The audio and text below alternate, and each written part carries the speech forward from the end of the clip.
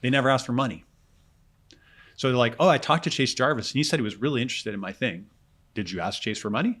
Like, hey, if I build this, will you pay me? You pay me? Yeah. And how much specifically? Will you pay me $10, $100, $1,000, $10,000? So they first don't want to ask for money because most people don't want to pay for anything. Mm-hmm. And then second of all, they don't ask for the specific amount of money, therefore backing into the value they might deliver.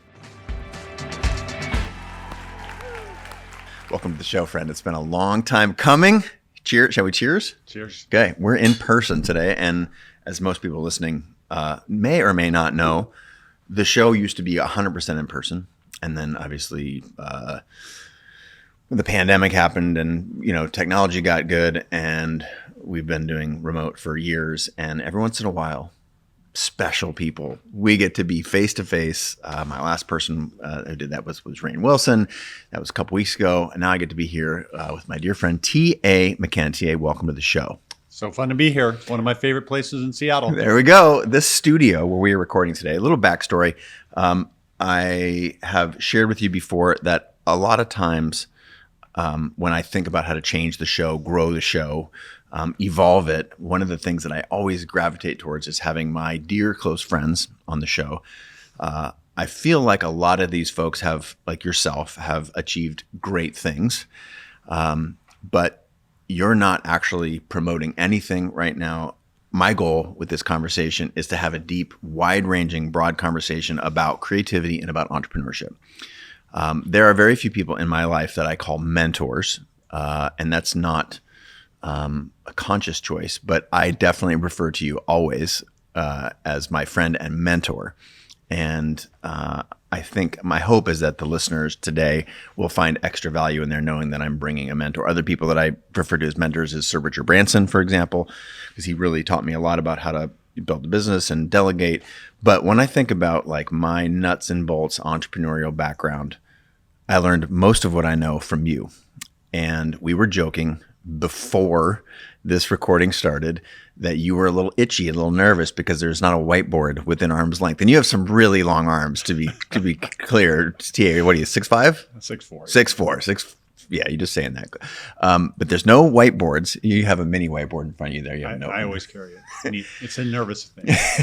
But I like to start out the show with my guests being able to explain in their own words, apart from the intro that I already shared, what is it? How do you identify? I've given the backstory of like entrepreneur, but talk to us a little bit about, in your own words, how do you think about what you like to do in life and how you sort of what your identity is when you roll into a business meeting or you roll into a cocktail party or something. How do you think about identifying yourself for the casual listener? Yeah, well, it's great to be here and a little bit embarrassed to be followed by or put in the same category as Richard Branson. You are? But I appreciate that. And it's been great to be friends for so long and work on so many different ideas together and so many hours on the whiteboard. So I tend to describe myself as an entrepreneur, husband, father, and adventurer and teacher. Got it. And if I was to plug the adventure part, one of the things that a lot of people don't know about you, which I did say in the intro, so I'm saying it again, is you have competed in the America's Cup sailing race. You've both won and lost. Indeed.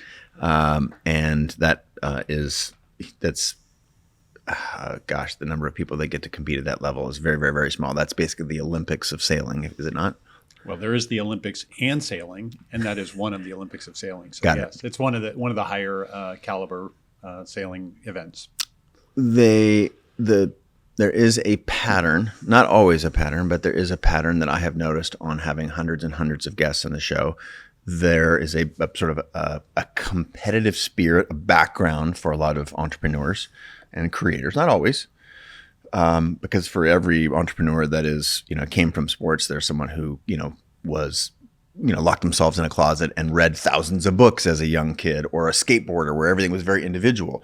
But there is some sort of competitive backstory for a lot of entrepreneurs that has its roots in sports. I'm wondering if you can talk a little bit about that. Is that something that you identify with? Is that a commonality that you see as someone who mentors other entrepreneurs now? Yeah, absolutely. I mean, I grew up as a competitive swimmer. So I went to college on a swimming scholarship. Purdue, Big Ten swimming. Went to Olympic trials in 1988 for swimming. And so I had, when you were 8? 1988. Yeah. So I had, had that competitive nature from, very early age. And then the sailing thing happened too, where that was something I dreamed about as a kid. Wow. So I'd seen a video that, like many people had seen, of climbing Mount Everest or doing the Tour de France or whatever you think. And I had seen a video of Around the World race. And so as a kid, I saw that and I said, I'd really like to do that. And after I graduated college, I got my job and I started thinking about, well, if I'm going to do this Around the World race thing, I better start figuring it out. So I wrote a letter to some people I'd met along the way saying, hey, I'm interested in doing this thing. Here's my qualifications. Could you give me some advice? Introduce me to some people because I'm on this path. And they had sort of remembered me from meeting 3, 4, 5 years ago. And is this like sailing clubs or what is it? Like... Yeah, my mom actually, who hopefully we'll get to talk about it a little bit, my mom had volunteered in this America's Cup team in 1987. And so she had an event at our yacht club. I came home, I met these guys, Gary Jobson, Buddy Melgis, and they actually recruited me for their 87 America's Cup. I chose to stay in college and not do that, but it sort of reconnected with them and said, hey, I'm looking to do this Around the World race. Graduated from college. I'm pretty fit. I know my way modestly well around the sailboat. And could you help me get on this path? And they said, well, we're more than happy to do that. We totally remember your mom. I don't know if they remember me or not, but they definitely remembered my mom. And so they gave me an opportunity to try out for this America's Cup team. And I went and tried out, and they said, not good enough. I tried out a second time, not good enough. And then somebody who was probably better than me decided to join a different team. So I got kind of pulled up off of the minor leagues, joined that team, and then we went on to win the America's Cup. That's a little bit like joining a startup that ultimately IPOs. And so I had a small role in that, but I learned a lot. And then that led to doing the Around the World race in between, and then the America's Cup after that again. So there was a lot of competitive swimming that led to competitive sailing that then has now led to competitive entrepreneurship, I suppose.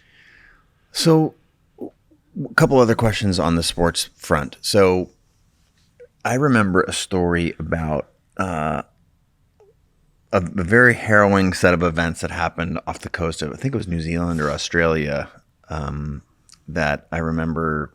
I think shit was hard for me once as an entrepreneur, and you were saying, hey, I remember shit got hard for me once in this race. And there's again, these parallels between competition and sports and entrepreneurship. And I remember you sharing that story with me. I'm wondering if you could share it again. What was that?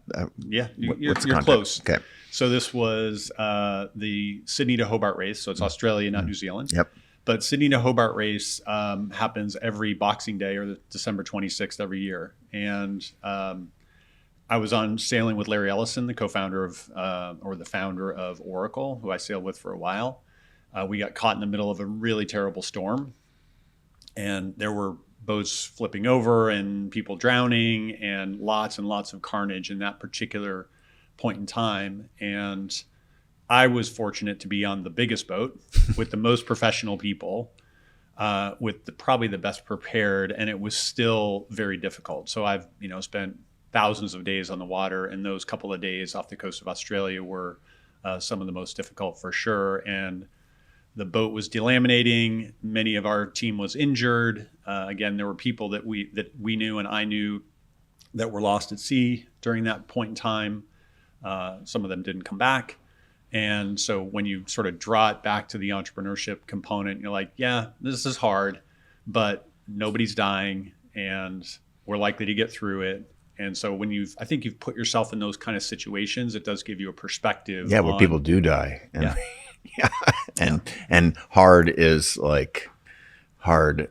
You're fighting for your life hard versus you're fighting for your pride or your investors' dollars or the community that you're trying to serve, or they're different. Exactly. There is some sort of a parallel. Again, when I think of, I mentioned earlier, Sir Richard, him doing a lot of his around the world escapades and air balloons and where he almost, fell into the Atlantic and was rescued, and I, with my avalanche story, almost dying. Yeah. Is that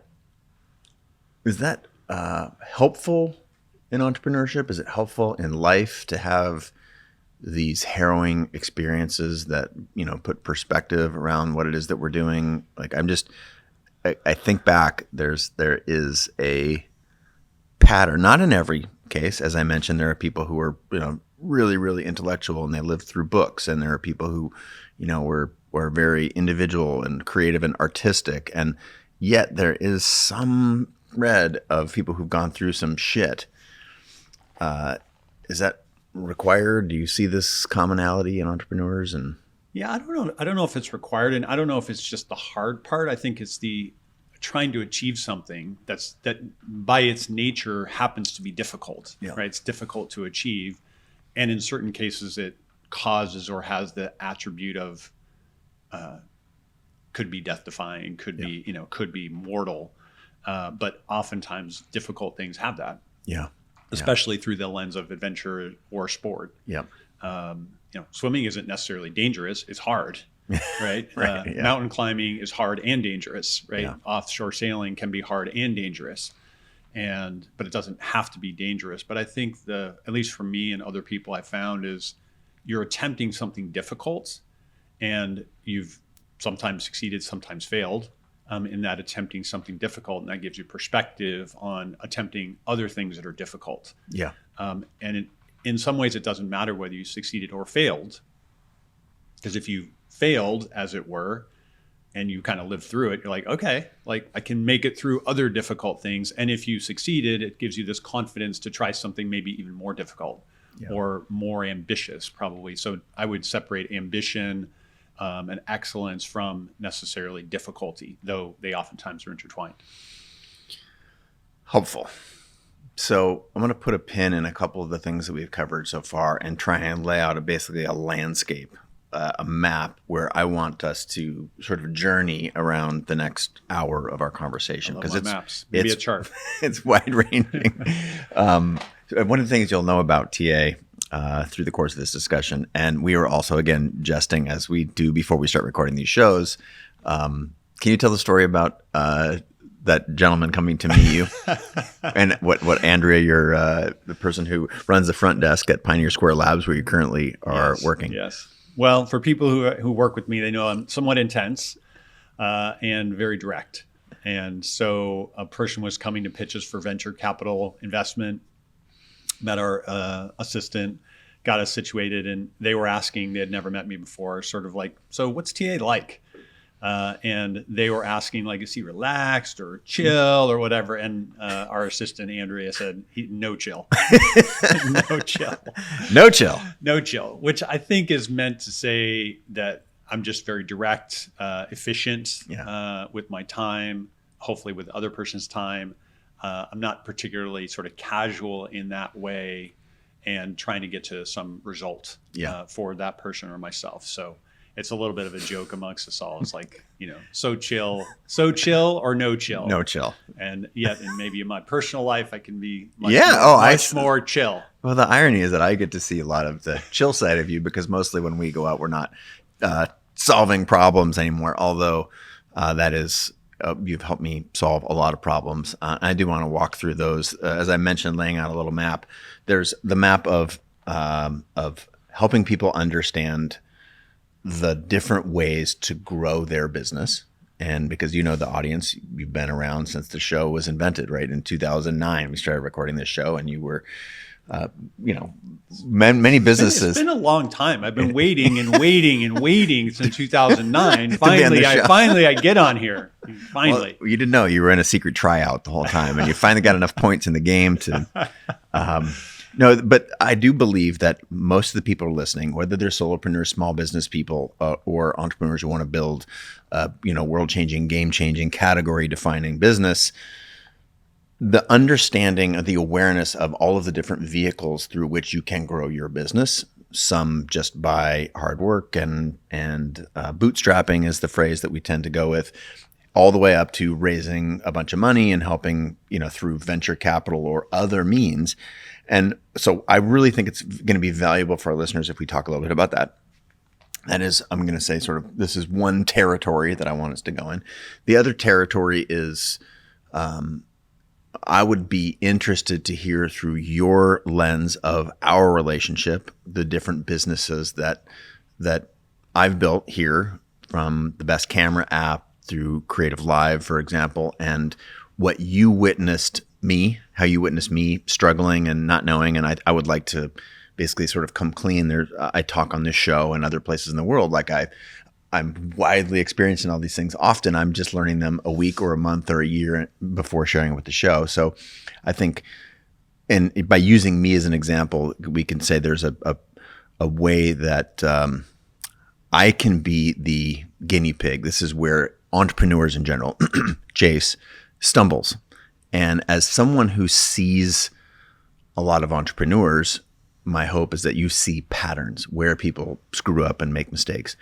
The third sort of territory is, and it's related to the first one, all the different ways of getting funding, what you're specifically doing now and what is interested, where your future lies and what's interesting to you. And then the last one is this, like, what should people care about in the lens of technology, how our world is changing? Because as someone who gets pitched, how many times a year do you get pitched? No, 1,000. 1,000. So you see 1,000 business pitches a year. That helps inform where the world's going, because you see where a lot of the technology and innovation investment's going. So those are sort of rough, and I'm not sure if we're going to cover them in that order, but you're the skipper. You're the captain today. I will take us ahoy, matey. Ahoy. We'll cover some ground. So let's go to the beginning, where entrepreneurs, creators, there are a lot of individual, like I would say YouTubers, who have been receiving investment now. And to me, that's really strange. That's like, wait a minute, you're a solopreneur. You're a talent on a YouTube show. Why would you want to get investors? As a person who has raised money in a couple different, arenas of life, that money doesn't come for free, right? There are strings attached to that money, and sometimes those strings are strings that pull you, and sometimes I guess you can't really push on a string, but let's push the rope, I think. Yeah, push the rope. Yeah, that's a different metaphor. But talk to me about the range of mechanisms through which creators who are listening to the show can grow their business. Mm-hmm. And you see it all, again, from the spectrum of, I'm just a woman trying to bootstrap my business, to, I have this idea, I think it can compete with Facebook or whatever, so I'm going to go raise $100 million and build a game-changing, category-defining business. Yep. What are the ranges there? All right. So I'm a framework guy. So I'm also a mechanical engineer. So a lot of things and a lot of my answers tend to be sort of, I would say, engineering-oriented and hopefully framework-oriented. As you've known me, lots of whiteboarding. Very structured thinker. Very structured framework, and hopefully therefore it can apply to other people and other use cases. Yeah. So the framework I'm going to use for the answer to your question is founder, idea, investor, outcome, fit. So it's very common, especially when I haven't actually done an acronym for that yet, let's just do it the way I said it. Okay, it's fine. Founder, idea, investor, outcome, fit. Okay. So it's quite common, especially in venture capital kind of realms. There's this term of founder, idea, fit. Are you the best person to go lead X thing? Like when you did Best Camera, incredibly strong founder, idea, fit, right? You knew the space, you knew the problem, you knew the audience incredibly well. So very strong founder, idea, fit. Mm-hmm. Then you can say founder, idea, investor, fit. So which types of investors, or how might you raise capital if you need capital for said business? Sometimes that capital comes from customers, right? So that's... You go out, you bootstrap, you go out and get your first couple of customers. People pay you money, amazing. And you can actually pay yourself well enough to build that business. Then you have founder, idea, investor, outcome, fit. So what is the outcome that the founder wants to have? You want to have a lifestyle business. You want to employ 2 people, 10 people, 1,000 people. That's the financial outcome, but also what kind of impact you want to have in the world. So a solopreneur can only have a finite amount of impact in the world versus a gigantic company, which theoretically can have a much larger impact in the world. So if you think of founder and outcome fit, certain entrepreneurs are like, yeah, I want to do that. Or like, no, I don't want to do that. I want to stay close to the creative process I don't want to become the CEO of a gigantic company and trying to run that. And so I think each one of those is sort of founder, idea, investor, outcome, fit. Certain kinds of investors have certain expectations of the outcome. How long will that take? How big will it be? And how will they make a return on their particular investment? So it's important for any person who is thinking about, okay, I'm a founder of a thing, solopreneur, all the way up to the founder of whatever perceives to be the next largest company. What is the kind of impact that I want to have in the world? If I create a large company, theoretically, I will have a larger impact. But founder, idea, investor, outcome, fit. Now, the different types of investment, of course, could be customers. You'll get those ultimately, and ultimately that's the best. You could have friends and family money. You could have professional money, and professional money could be small professional money, or it could be, let's call it big professional money, which might be venture capital, sort of the things that I do now. So there's angel investors and venture capital investors. And I've done businesses that are every flavor. So I've done the customer, revenue, build it, bootstrap it, and be profitable from day one effectively. And I want to inject just so we're clear, because we're moving fast for people who this is new. By customer revenue, you mean I start a business, I have 0 customers, and then through marketing or word of mouth or whatever, I land my first customer and my second customer. So now I have 3 customers, and say they're each paying me $5,000 a month. Now I have a $15,000 a month cash flow that I can then go build the rest of my business. I can sign up I can build an email newsletter, and I can build a website, and I can build. So the way that you're building their business is through generating cash from new customers, and you're serving those customers and using the cash to build a business. Correct. That's at the bootstrapped end. Correct. Right. And then at the other end of the spectrum, if you will, then that would be I'm going out to a prospective investor, and of these there's friends and family, professional, sort of like angels who are people who are high net worth individuals who might want to invest in your business, and then there's institutional money like venture capital firms or private equity or banks. Correct. Okay, so on that, banks tend not to be investors; they're lenders. Yeah. So in that particular sense, they're letting you borrow against them as opposed to investing, and I would separate those as different concepts. Great, but yes. Great. Yeah, I'm just thinking I threw them all in institutional, but they're because venture capital could be an institution. They are accredited professional investors. Correct. So, of those, shall we call them 4 categories? For now. Okay, 4 categories. What are the advantages and disadvantages of each of these categories? All right. So on the customer side, I'm going to separate that too. One is you could have customers who pay you when the service is delivered. And if your service is super compelling, you might even have them pay in front of when the service is delivered. Sure. I did a company like that where I basically went to enterprise customers and said, I'm going to build a thing. You have to pay me upfront $50,000 for said thing. And when I give you the thing, if you like it, I'll cash your check. If you don't like it, I'll give you your check back and I'll get somebody else's check.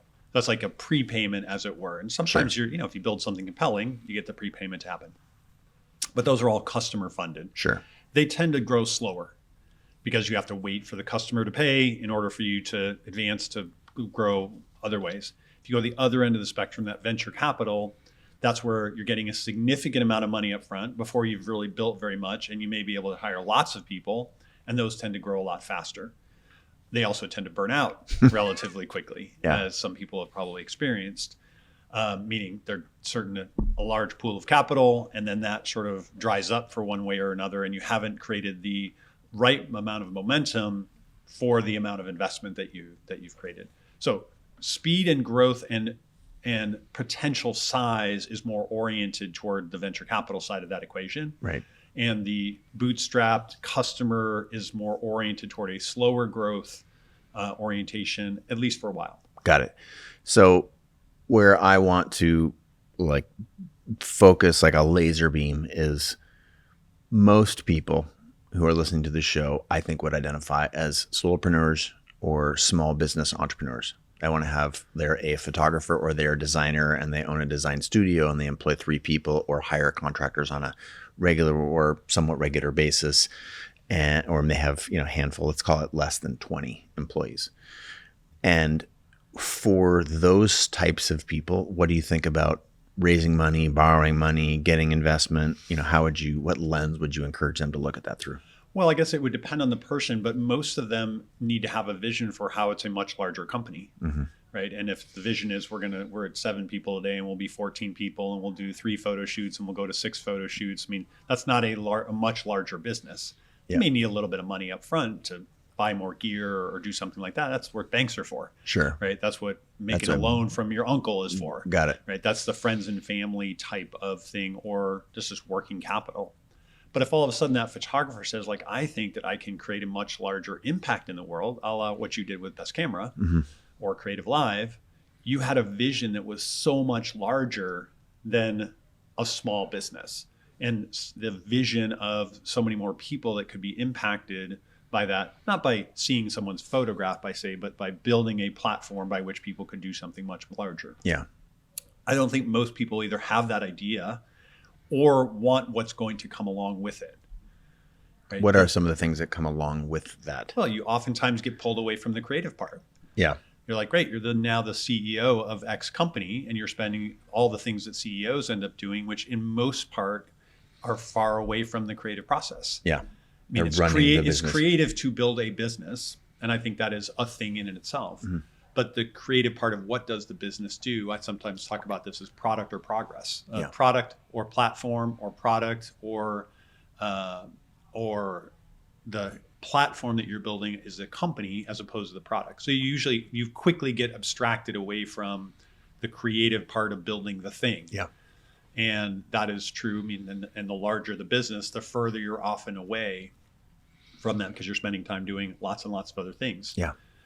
I think many great entrepreneurs have the creative spark at the beginning, and they do get energy from the building process and being close to the product.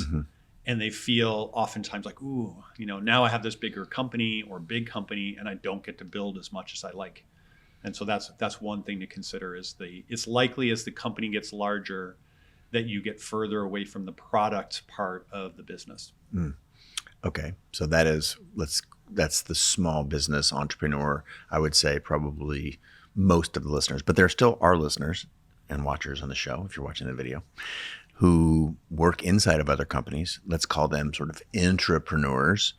And there are folks who are listening who have raised money and are building companies that where being the CEO or the managing director or whatever the title that they have desired to own, and they're using other people's capital to do it. So let's talk about specifically advantages and disadvantages. And we've talked about the advantage, you get more capital, you can go quickly, but we haven't really talked about some of the disadvantages of that. So let's focus specifically on that other end of the spectrum.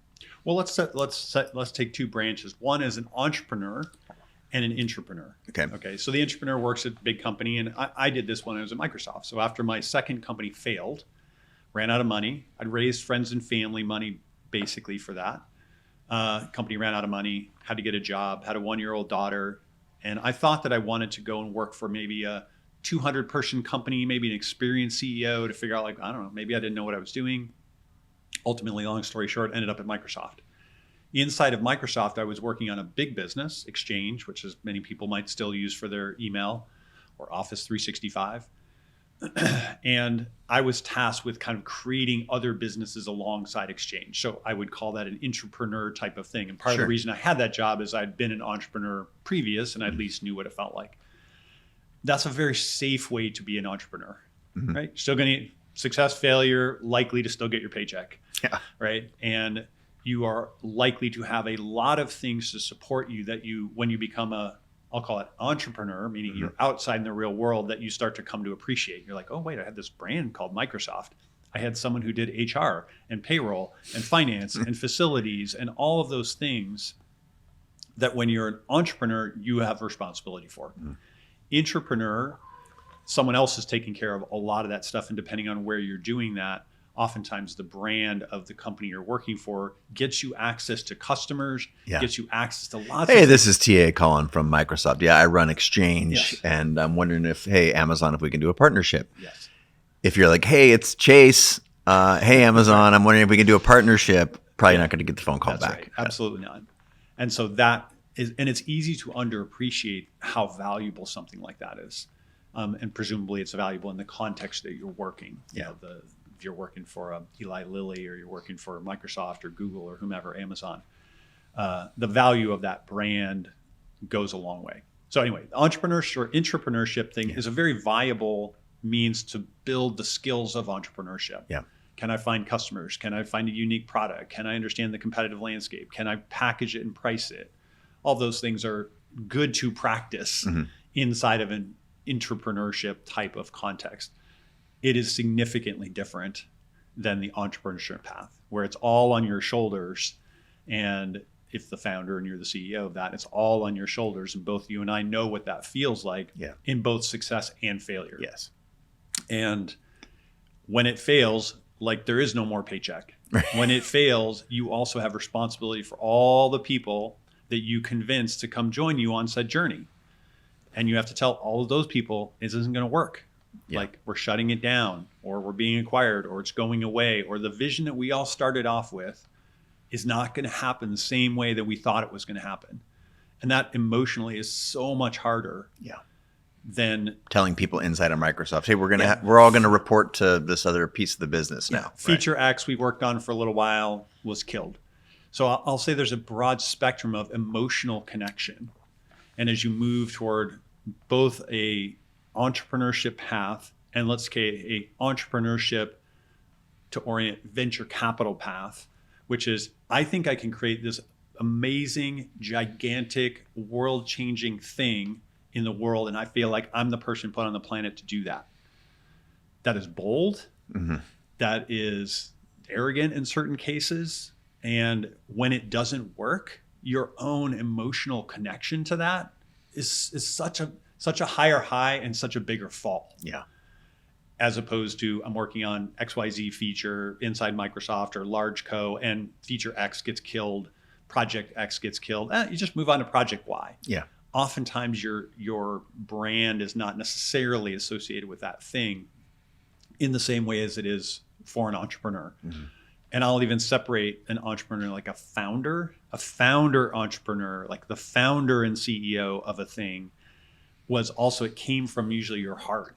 Like as much from your head, but it's also coming from your heart because you see this future world state that you're going to try and create. You're going to try and manifest. You think about creativity, like you're manifesting this thing that does not exist. Yeah. And you believe for some silly reason that you have the capability to do it. And you need to have that belief that you can do it. Yeah. Or else no one's going to invest in it with you. And no one's going to follow you into said journey, whether it's well charted or not. So that is a very helpful and articulate expression of all of the different realms. There's two things I want to touch on that remain. I feel like one is this: if that is the founder at the other end, the founder CEO, and you're going out to raise a bunch of money, you have to use the word arrogant cautiously. I heard that in your voice, but there's a certain confidence that not only is this a great idea, but I'm the person to go and to get it started. And there's also a point in that where you need to like recognize that maybe you pilot the ship for a certain amount of time and then you hand the keys off to someone else who can take it to a different level because they have different set of experiences. They've done this before, or they've sold their company, or they have a great relationship with other venture capitalists and they can go raise another big pile of money, for example. How about the process of raising dough there? That is, to me, the upper echelon. You have to understand that there's a whole universe whose goal is to actually find people who are slightly crazy, a little bit arrogant, have a big vision. And that is what people call venture capital, right? And where I recognize that most people who come to me and say, Chase, I want to raise money for my business, they use the term venture capital because that's what they've heard in the parlance of the times. It sounds sexy. You think of it as a win. And I've had Mark Cuban tell me on this show, like, that is your first loss. When you go raise a big pile of money, which a lot of entrepreneurs out there who are listening and watching the show right now, like, yeah, that's my ambition. Why does Mark Cuban call that the first loss? Well, I think it's the way you phrase it or the way he phrases it. So if an entrepreneur says, my goal is to raise capital.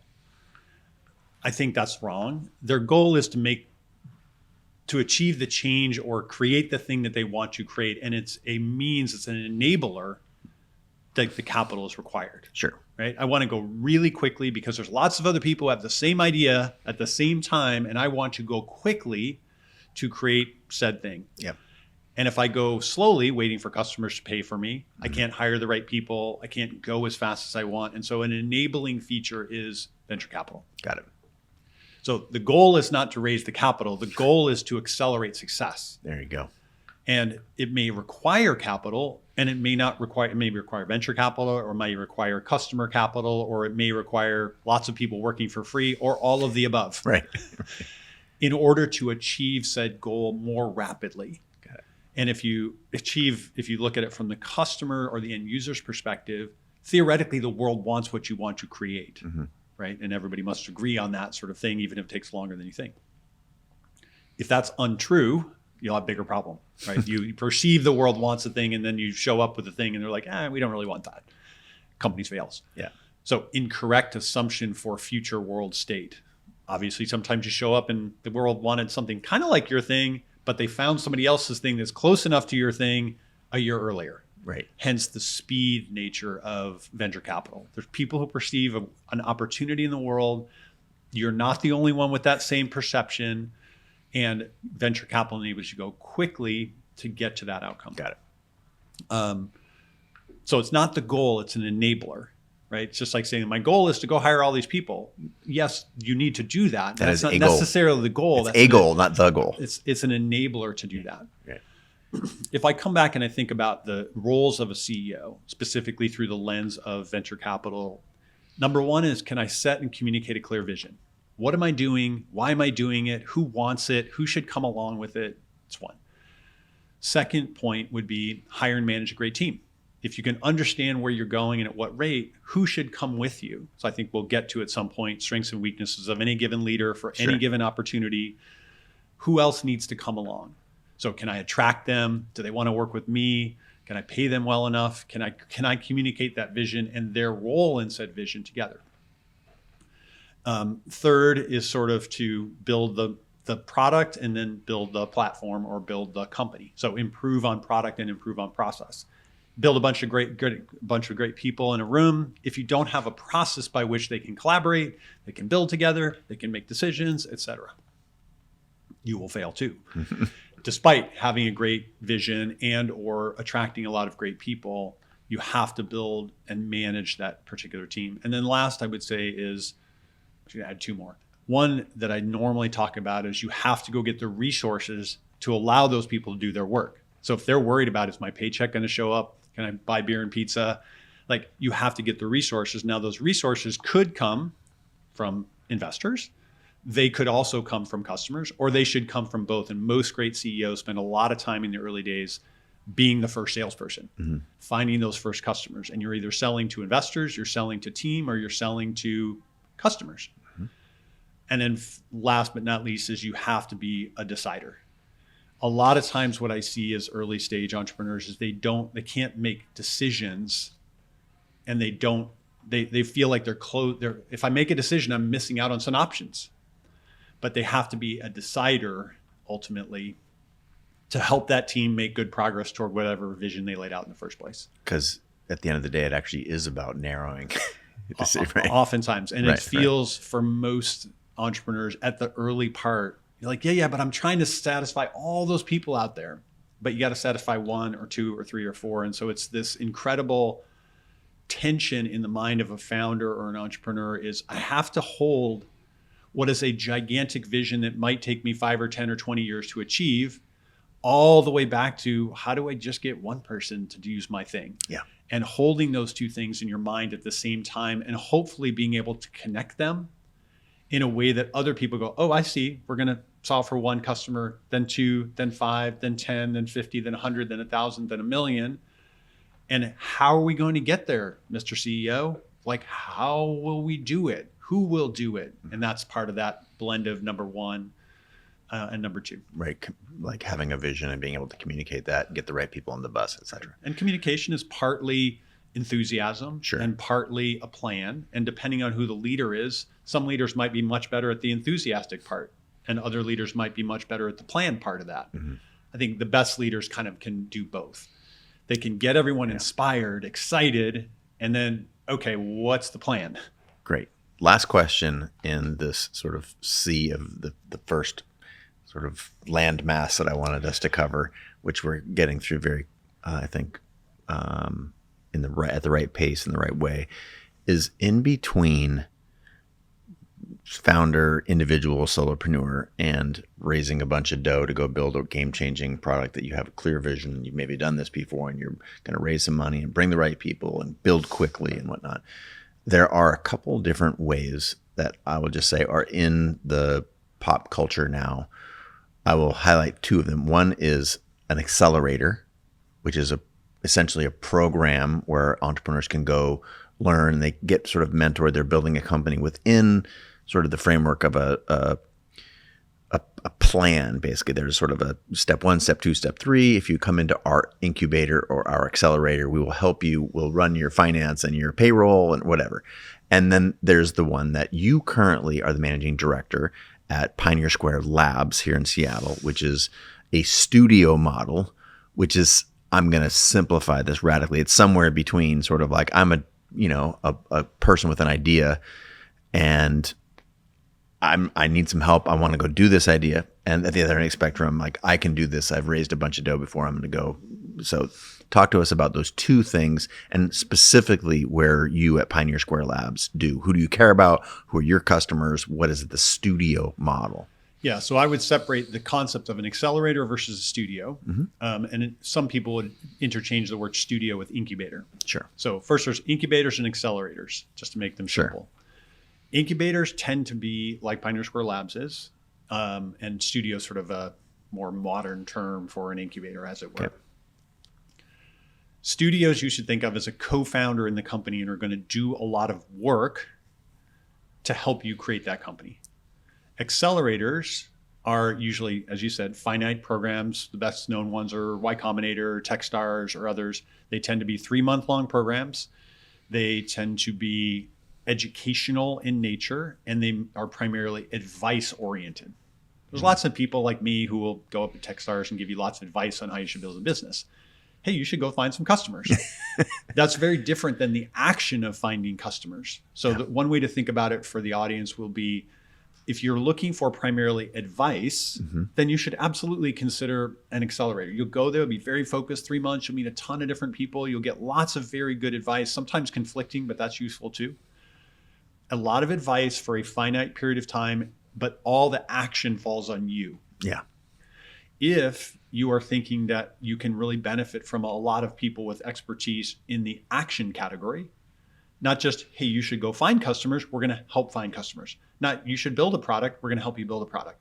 Not, you should do a landing page and do some demand gen testing and all that sort of stuff. Like, we're going to do that. So action-oriented versus advice-oriented. Got it. You also, of course, get the advice in the studio. Right. Plenty of advice too. But it's more this action versus advice. Different concept is, regardless of whether you think of studio or accelerator, they are trying to create the same types of companies. They are trying to create, in most cases, technology-oriented companies that can be venture funded, that can be publicly traded companies. Big when companies. You think about the entrepreneur brain, you could separate the concept of what kind of company am I going to create, and what is the best mechanism or assistance I can get to create said company. If you were able to just say, great, I'm here, I'm a single founder and I can go raise money and I don't need any help. I think that's short-sighted, but let's say that's your perspective. And you can just raise capital without a Techstars or a Y Combinator or without a studio. You could choose to do that. Mm-hmm. And that's, I think, the more common path. Yeah. I need like $50,000 from friends and family to get my supplement business started. But that's a business that does not have a venture profile. Okay. Right. So this sort of founder idea investor outcome, outcome fit, venture capital outcome fits feel like these are the next publicly traded companies. These are hundreds of millions of dollars in revenue, and there will be plenty of those that fail. But when they start, Everybody believes that this can be a business that is going to be that big. It's hard to think, unless you're trying to build the next version of GNC. If you're trying to open a supplement store at the mall, that's fine. That's going to be a tens of thousands of dollars or hundreds of thousands of dollars a year business. If you're trying to reimagine GNC, maybe, right? Maybe that is a big enough idea to be venture funded. Global supplement provider. We ship all of your custom supplements all over the world. You're trying to build lean muscle. We've got these 10 things to recommend you, and we will ship them to your doorstep. Correct. And you could even get into saying, oh, we genetically test you. Sure. We can align toward your outcomes.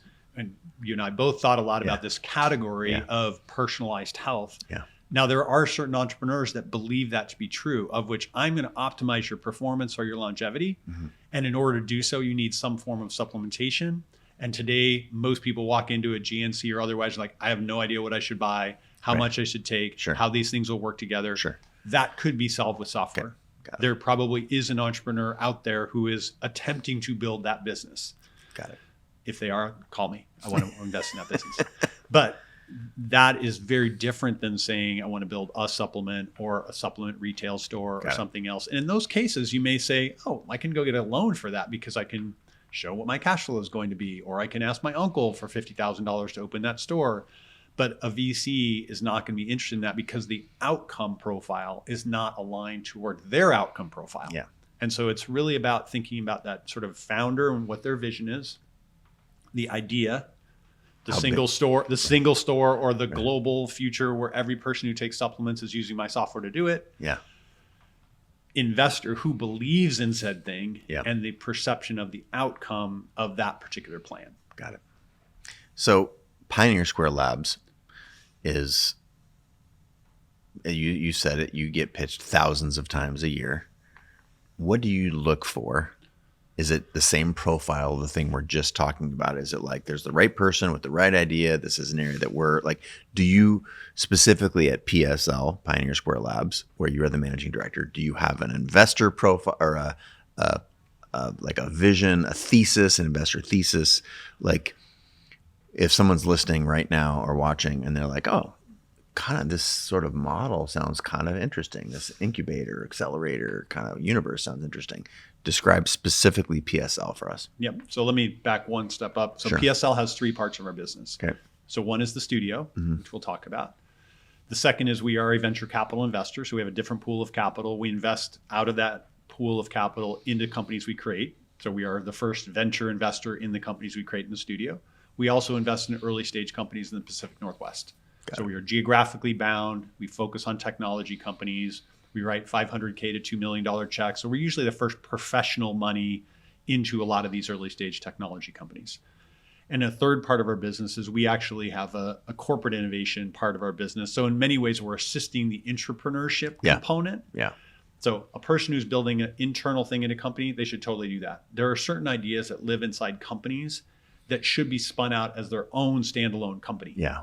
Within Microsoft, there's too many competing ideas, or it's difficult to grow or get the resource. So we want to have partner with Microsoft, go external to the thing, build a thing, and then if it's working for Microsoft, great. Then maybe it's its own standalone business. We'll sell it in the world or go to IPO or whatever. Okay. Well, I'll give you an example. So one of the things I worked on, and we'll come back to the PSL part, is when I was there, is we had a hypothesis that this is the early 2000s. When you were there, being Microsoft? Microsoft. Okay. Early 2000s, we had a hypothesis that spam was a gigantic problem. And it still is, but it's still a gigantic problem, but it's almost largely solved for many consumers, partially for the work we did. This is like 2002. We said, listen, we have Outlook and Exchange, which were the corporate email. We have Hotmail, for the older people in the audience will remember that, but effectively Gmail. And we had a consumer mail product. And we had a lot of research that was coming out of Microsoft Research that thought we could start to identify spam or not spam using software. For all the AI people out there, this is like early AI. Yep. More than 20 years ago. And we said, or I said, because I led this project, listen, we can do all this stuff to make it work for Microsoft. That'll be fun. But what if we partnered with Yahoo and Gmail and we all started to share what we could see from each other from spam? Everybody would sort of win in that way, right? Because nobody really wanted spam to show up in their consumers' inbox and certainly not their business. that would have been a very good company to start external to Microsoft. Yeah. Microsoft could have been an investor. They could have been the first customer, but that would have been a very good start outside Microsoft, Yep. standalone business. And that would be the kind of thing we would do in a corporate a relationship with PSL. In PSL, as the three pieces of the business, that would be an example of the corporate one where you do that today.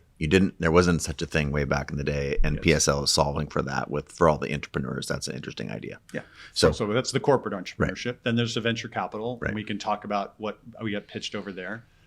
And then the studio part. I want to focus on the studio part because to me, this is the gap that people don't understand between I'm bootstrapping this thing and I know exactly how to build companies and raise money and I've got this big vision and I'm going to go out there and do it. It's me and my friend. Yep. We've got a great idea.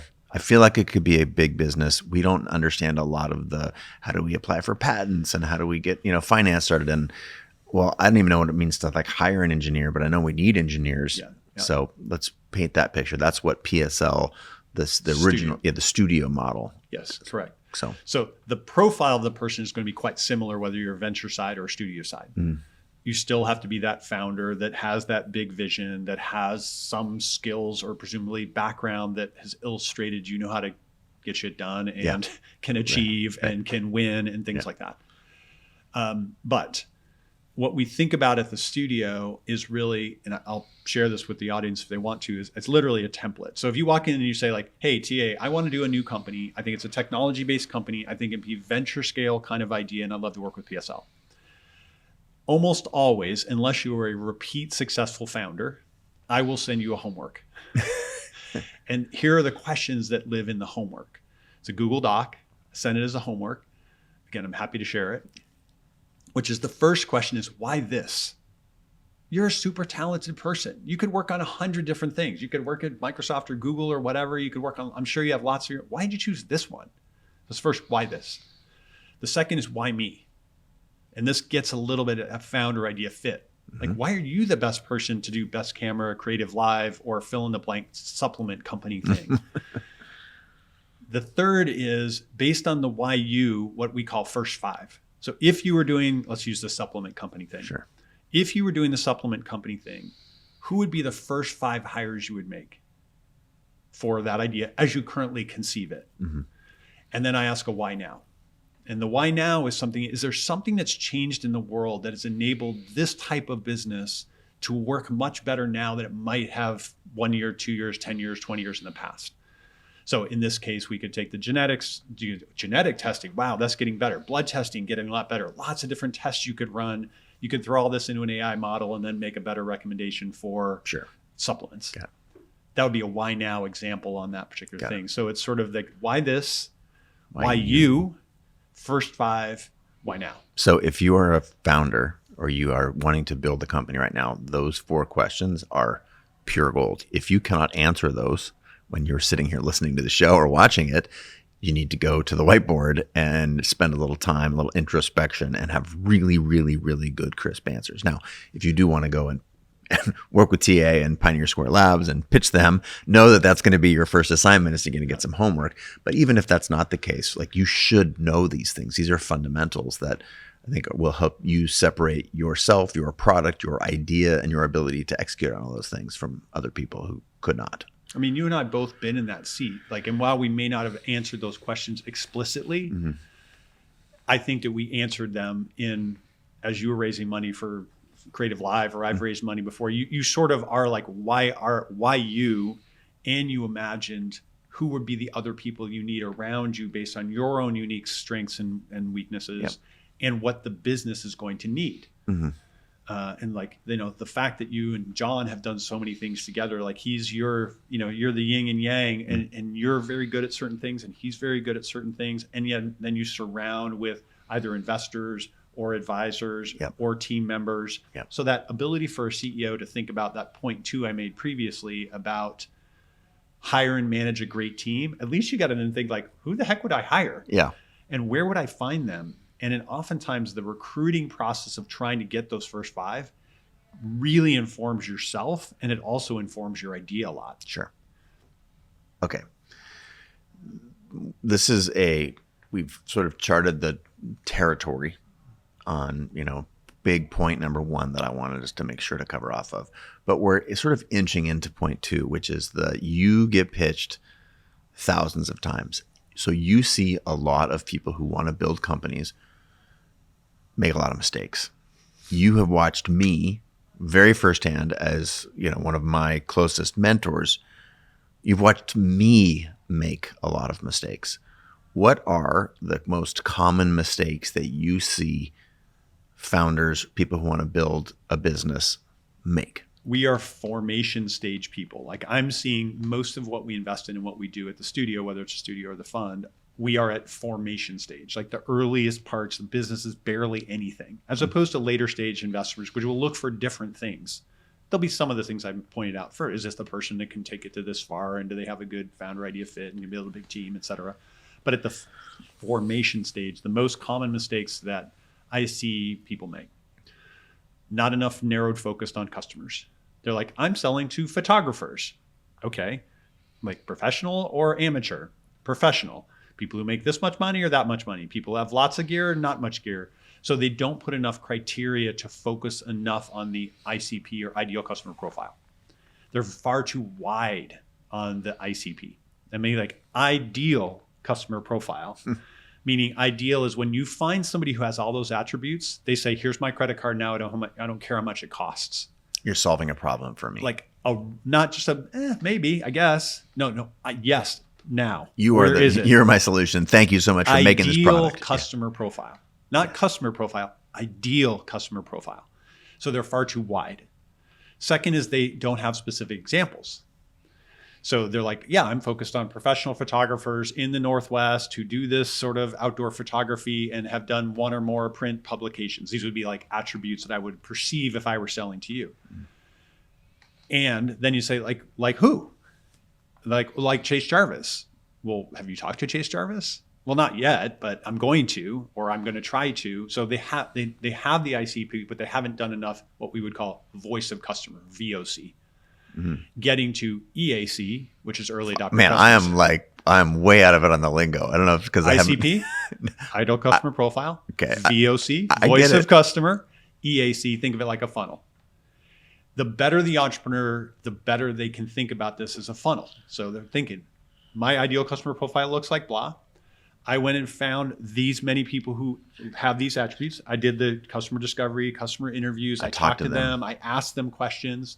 And I got you the EAC, people who want to pay me money. What is EAC? Early adopter customer. Got it. ICP, VOC, EAC. Okay. So point one is they're not narrow enough on the ICP. Therefore, they don't do enough VOC, and none of the VOC become EAC because they never targeted enough on what problem they actually want to solve. Second point, they never asked for money. So they're like, oh, I talked to Chase Jarvis, and he said he was really interested in my thing. Did you ask Chase for money?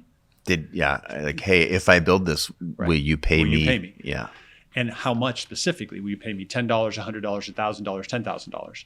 So they first don't want to ask for money because most people don't want to pay for anything. Mm-hmm. And then second of all, they don't ask for the specific amount of money, therefore backing into the value they might deliver. Got it. So point one is too wide or not enough ICP. Point two is not specific VOC that leads to EAC.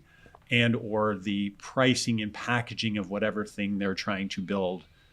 And the pricing and packaging is a really valuable way to start to also think about the product. Like, well, if I'm charging you $10 a month for a thing versus $10,000 a month for a thing, I might build a very different thing. Mm-hmm. And it's certainly very different sets of people who can pay 10 versus 10,000 for the exact same theoretical value proposition. Couple of points. I could go on, but those are the most common kind of points, which generally would be thought of as customer discovery, which is like, does anybody actually care about this thing I'm trying to build? Yeah. And customer development, which is, can I find the people who say they care about the thing I'm building and turn them into early adopter customers? And what is the size and shape of that whole dialogue? Yeah. And the best entrepreneurs are, as soon as they have the idea, they go do all that. They're just straight into, I just want to go talk to customers. Yeah. And how do I find them? How do I engage them? How whatever I'm selling is exciting them to want to spend time giving me feedback on my thing. Mm. So to me, that is very, very useful because I think right now there are a lot of people who are listening or watching or saying, oh, I got 2 of the 3, or I missed that one. And I will say, as in support of your, you got 10x the experience I do, but having talked to a lot of people coming off stages, or people hit me up in my DMs or whatever, like I just see, like, I'm going to go build this thing. And I'm like, that you're solving a problem that doesn't really exist, or the problem is, it's a very, very small problem, or my perception of it is it's a small problem, or it's easily fixed by, if one big company just tweaks their thing a little bit, then it just basically solves all of the things that you're commenting on. So as I endorse that, what about the profile of the human?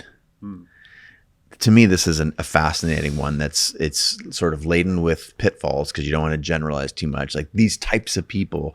But again, when you get pitched thousands of times and you've seen dozens, if not hundreds of outcomes, is there a correlation? Is there a type of person? Is there how would you describe the people that are really, really suited to build these companies? Because right now there are people listening like, oh, I'm an introvert, therefore I'm not going to be great at raising money, and I don't want to, it's not all eyes on me. And yet we see, of the last, decade, some of the biggest, most prolific, successful companies are built by, very introverted people. So I want to diffuse that as like, that's not a characteristic that should eliminate you, or that you should be too trepidatious of if you want to go build a big business or whatever. Mm-hmm. So talk to me about the people behind these great ideas. Is there sort of would you put them on a map? Yeah. So this is why this sort of founder idea fit, and even founder idea investor outcome fit, or founder idea investor fit. So let's take your introvert use case. There are certain kinds of companies that will be probably better done by introverted type of people, especially if their customer happens to be an introverted kind of person. Yeah. And so the person who understands that type of person is better than maybe the overly extroverted person. Like, why isn't anybody taking my call? Oh, they don't want to take a call. They want to get email. They want to have a message in other way. So one aspect is the founder idea fit in this aspect is like, well, depends a little bit on what you're doing. Mm-hmm. So there isn't necessarily an archetype per se. Mm-hmm. That said, going back to the points of what does a CEO need to do? So if someone's saying like, I'm going to be the CEO of said company, you are looking for somebody who can rally the troops, can excite a market, can get an investor excited, can recruit the person they have no business recruiting. So part of that either has to be incredibly strong intellect, like, whoa, like that's one of the smartest people I've ever met. Incredibly strong experience. Whoa, you built that and you built that and you built that, independent of their personality, right? So that's intellect or experience are sometimes more or less attractive for certain kinds of businesses. But the person, oftentimes the narrative, so if I were talking to a new investor about this person, I would be like, this is a person who built blah, blah, blah, blah, blah. Now that may imply intellect. It certainly implies their ability to do things, to be successful in things. And so I think a pattern of success is important. Got it. And you could have had success in other areas. Yeah. But if it's in other areas, you have to be able to translate because I won the America's Cup doesn't mean I'm going to be a successful entrepreneur.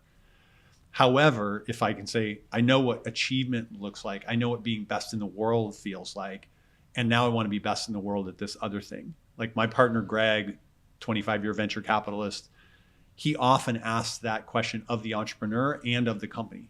What are you going to be best in the world at? Because we're trying to build a best in the world company. Yeah. That doesn't mean not necessarily like the best Mexican restaurant in Seattle. Like even that's great, but that's not a world-changing company. So if you're trying to build a world-changing company, you should be able to answer that question of what do I want to be best in the world at? And then what do we want to be best in the world at? Next points are a little bit more personal. So I would say the person who is very clear about what they're very good at and very clear about what they're not good at and don't want to learn necessarily. And so in that case, they'll lean even heavier on their compatriot, their other people they're going to hire. Like if this is really important in this particular kind of business, then I am going to over-index on hiring a person with those particular kinds of skills because I'm not that good at it. And it's really important for this business. Yeah. Certain things are more or less important to different kind of businesses. So I'll say humility, self-understanding is an important attribute, but it can't come without but I'm very good at these 2 or 3 or 4 things. And I'm going to do these 2 or 3, 4 things. And these are the other people. That's why the first 5 question is so important. Yeah. It's kind of the why me for this idea and first 5.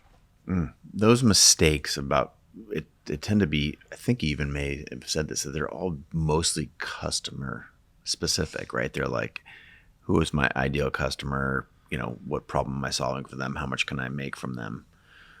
What about, do you see other, if your studio model focuses on helping people get businesses off the ground, am I mistaken in identifying that these early things block a lot of people? Like, am I going to be a C Corp or how? That's a minute detail, which is irrelevant to all of this sort of stuff. Great. That needs to be able to be solved with a snap of a finger. We solve that part, sure. But okay. It's actually in the grand scheme of things, like just basically irrelevant. Like, don't worry about it. Like, well, which accounting system am I going to use? Don't worry about it. How are we going to get benefits? A studio will do that. And B, if you're doing a startup, there are so many easy roads to follow, and just don't reinvent that stuff. One of my partners, Ben, who runs a podcast called Acquired, which I highly recommend for any entrepreneurs out there. I pay the monthly $5 or $10, I think. Love it. Yeah. Love it. Listen to all of them. But Ben and David, his partner, I think have borrowed a phrase from somebody else's, like, focus on the thing that makes your beer taste better. Right. So for every one of our companies, there are unique things that make our own unique beer taste better. The things that don't make your beer taste better, just take the middle of the fairway, just do the same boring thing that everybody else does. Do not be creative there. Be creative on the thing that makes your beer taste better. To me, this is a wicked insight. And we're almost sort of stumbling on it, but it's a wicked insight that I observe so many people get wrapped around the axle on these problems that don't actually move their business, their product, whatever forward. Like, oh man, in 6 months, I'm going to want to change insurance companies. And and I mean, you're laughing, but like I see, and right now there are people going, oh, that me, as they're walking on the path right now or sitting on the park bench listening to this podcast, they're going, shit. Mm-hmm. So then what I understood is your prescription is don't solve that problem until you actually have that problem. And then when you go to solve that problem, that is not making your beer taste better vis-a-vis what accounting software should you use. This is a solved problem for businesses of this size. You can Google on the internet, what's the highest rated thing to your HR software or your accounting software or whatever. Is that what you're advocating? Yeah. And this is where a studio or an accelerator or a venture capital investor will answer that question for you in 2 seconds. Got it. Because they have lots of pattern recognition and lots of experience. You're like, oh no, just use this. And here's the person who can help you do that and go back to focus on what makes your beer taste better. Got it. And so that's where you're broadening experience around the founder. And again, it could come from advisors. It could come from a studio/accelerator. It could come from investor or all of the above. Mm-hmm. I think the best founders are quite good at getting a lot of people around the table, giving them each one kind of small pieces of work to do that accrue value to the business. And these types of questions are easily answered by one or more people around the table. Yep. And go back to what makes your beer taste better. And there's a spectrum of those. So if you go far on one side, it's product, right? Product, customers, like that's very much about what the beer is and how to make it taste better. And when he says product, people out there, this is like whatever you're selling, if you're selling your services as a photographer, or if you are building a platform who sells educational courses, like that's product when he says product. Correct. If I move to the middle, I'll say process. So how do we build things? How do we ship things? How do we, if you think using the photography, like there's probably a lot of people who are like incredibly good at the whole, I took 1,000 photos and now I got it down to the top 5. That's a process thing. Now it results in the product, but it's not the product. Right. And well, how do I organize all the other contractors I need and how do I pay them and things like that? That would be a process innovation. Mm-hmm. And then you get to this stuff that is just platformy stuff that you have to do. Like, yes, you need a payroll system. Okay. Right. Like, do not spend time over there. Some entrepreneurs and some companies can get very good at the process part, and the process part can therefore bleed into the product. And there's a spectrum across all of that. But I think, depending on the entrepreneur, depending on the company, You absolutely need to be very focused on the product part. Yeah. Product, customers, why are they buying? How are they buying? Why are they buying my thing versus somebody else's thing? And then somewhat on the process part, which could be like, we just are better at recruiting. Okay. Like by being better at recruiting, it's not a product, but it will result in a better product by being better at recruiting in this particular case. That does make your beer taste better. Yeah. Yep. So I'm going to confound or blend, rather is a better word, combine a couple of these big geographic regions that I said I want to cover. Specifically, one of the things that you have coached me to do in the past, both when I, as the founder CEO, am communicating with my board, or in communicating with my executive team, or to the solopreneur, small business owner who's listening to this, like to the people who work at your company, communicating things that you are not going to do is almost as important, or perhaps even more important, than the things that you are going to do. Yep. And it was always curious to me, like, well, the list of things I'm not going to do, I'm not going to, get my hair cut on Tuesdays. But that's, that can be esoteric. But why should you know in your heart and or be able to communicate to your team members things that you're not going to do? I found it non-obvious and very valuable. As soon as I would stand up in front of all hands, you've got 250 people at the company saying, cool, we're going to solve this problem. We want people to, consume our learning, our creative classes, and we're going to be the best in the world at this thing. But we're not actually going to focus on having tests at the end of all of these lessons, because we don't think that tests are actually a really good indicator on whether or not you know the material. And even just communicating that as a specific real example was like, oh, everyone in the audience, or in this case, all the people who were were in the company, could say, oh, okay, cool. That helps me refine the picture of what we're doing here. Why is telling people what you're not going to do almost as valuable as telling people what you are going to do? Well, I'm very happy that the concept of not doing things is sort of stuck with you. And I'm very sad that my acronym for it has not. But I'm going to do it now. Okay. So my acronym for this is ITINDI. I-T-I. This is the one I was trying to remember earlier. I know. See, I was saying, like, you got the concept, but I don't have the acronym. So I'm a little bummed about that. But now this is it. This is the point in time. You'll never forget again. ITINDI. ITINDI. It's because it's a terrible acronym. I know. You know me, like we joke about naming things, and like, but he says, I got a great name for my new company. It's called, and then he says some terrible thing, and I'm like, you need to employ me as a full-time naming consultant for your businesses that come out of BSL. Anyway, ITINDI. Okay. ITINDI, and it's not a name; it's an acronym. That's the important part. Okay.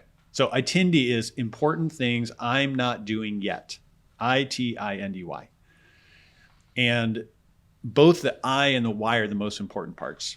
So important things I'm not doing yet, because if you're doing your business, you're going to hire lots of great people and they're going to have a million ideas. You're going to get investors who have lots of ideas. Your customers will have lots of ideas. And in many ways, they are important ideas. Well, some of them are. That's the I, important. That's the important. Hey, Chase, that's an important idea. Doing the lessons, a test at the end, that's an important idea.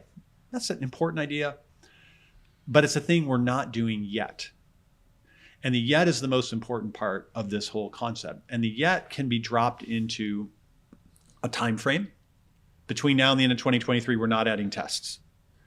It could be dropped into, to use the venture capital schema, a next round of funding. Between now and the time we raise another round of funding, we're not doing tests at the end.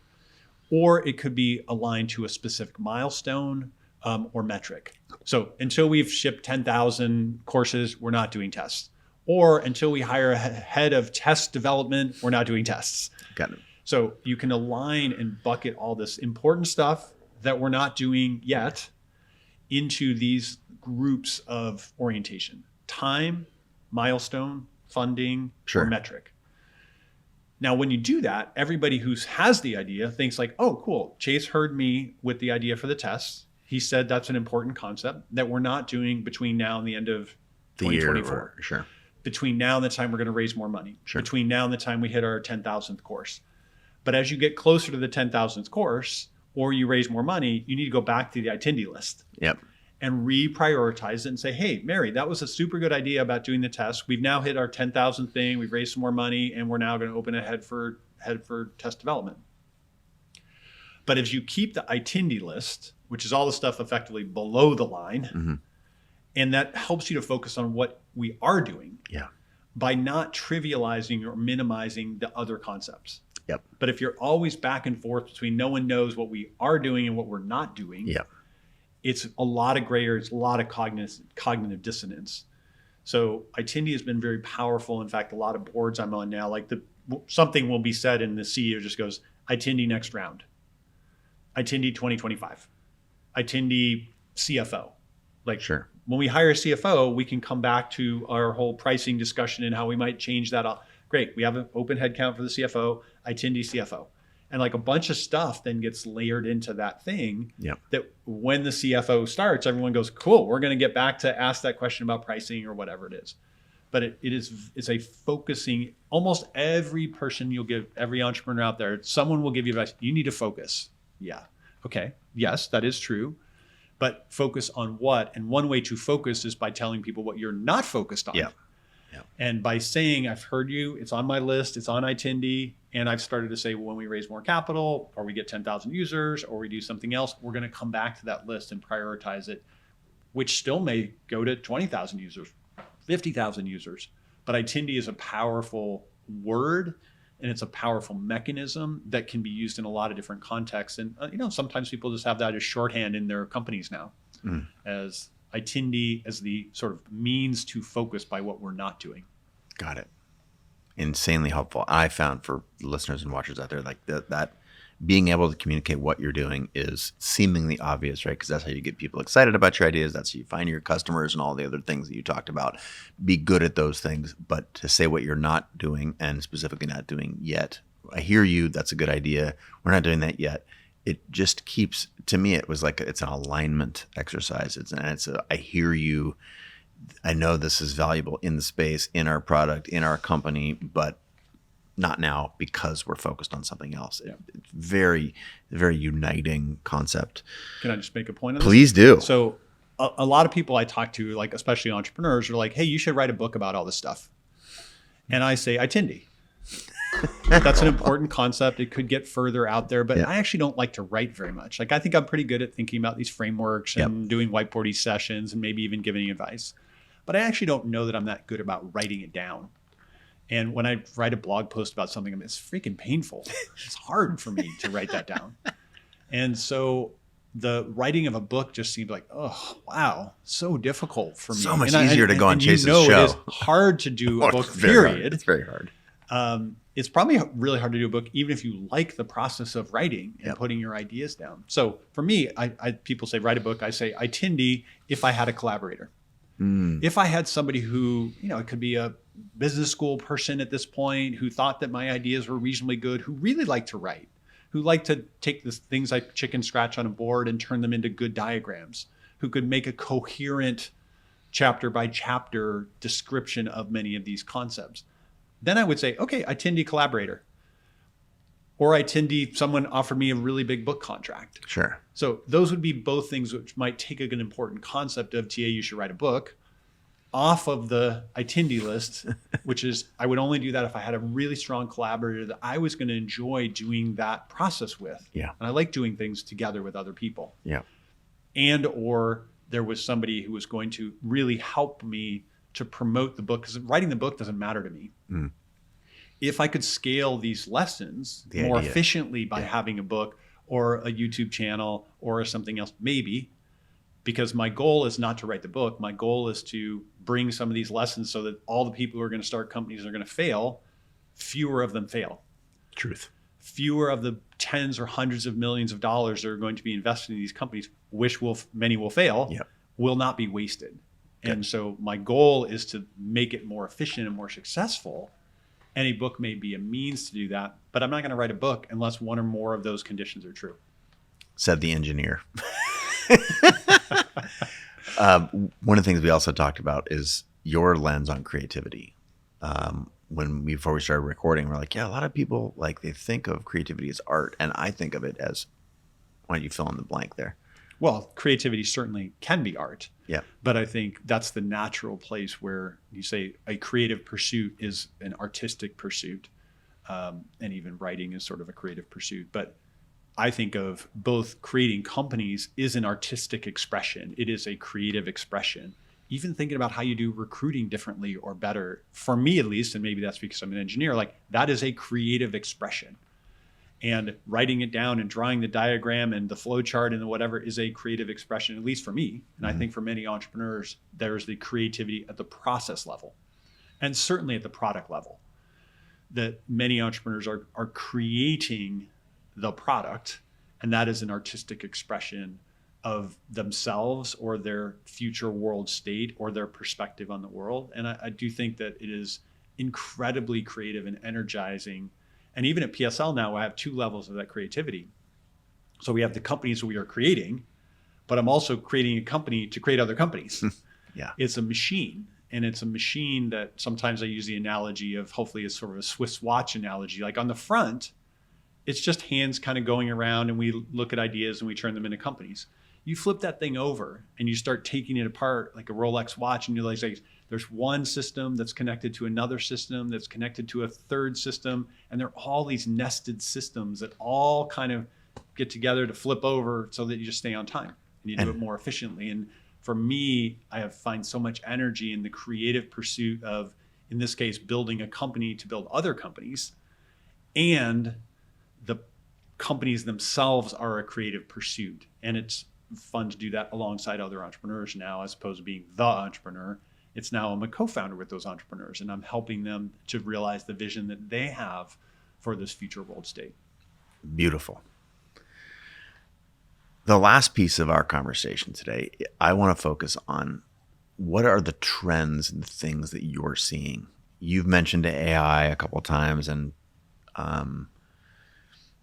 I might augment that with AN ad nauseum, right? AI is everywhere, and to the point of making us nauseous. But what are the trends that you're seeing in there? And I want to share this, because it helps people understand your level of insight when you get pitched thousands of times per year, and B, like what you find interesting. And it's for the people out there like, it's interesting to hear that this is a trend that's emerging, and I'm thinking about that. So it could give them extra people juice or maybe even caution. So What are some trends that you're talking about that you guys internally are talking about at PSL?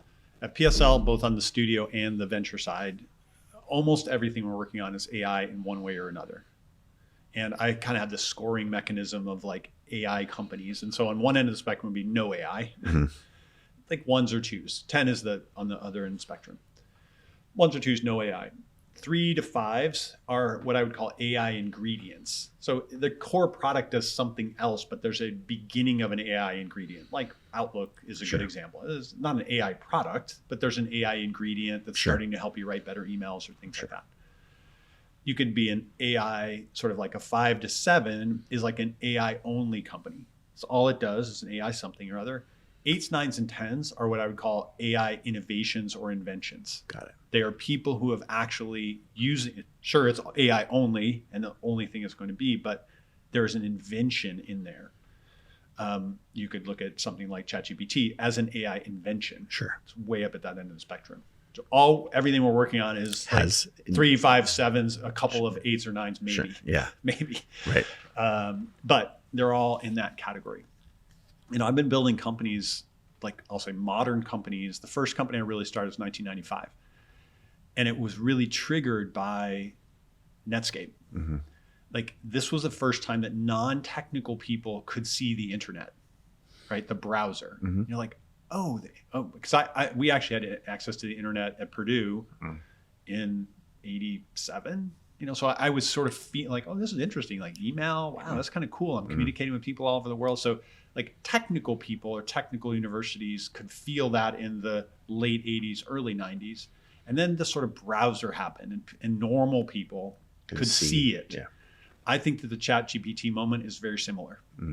It was the first time that normal people, consumers, could feel an AI. Like they could go to ChatGPT and they could type in, write me a poem or do this recipe or whatever. And they're like, oh my God, this is incredible.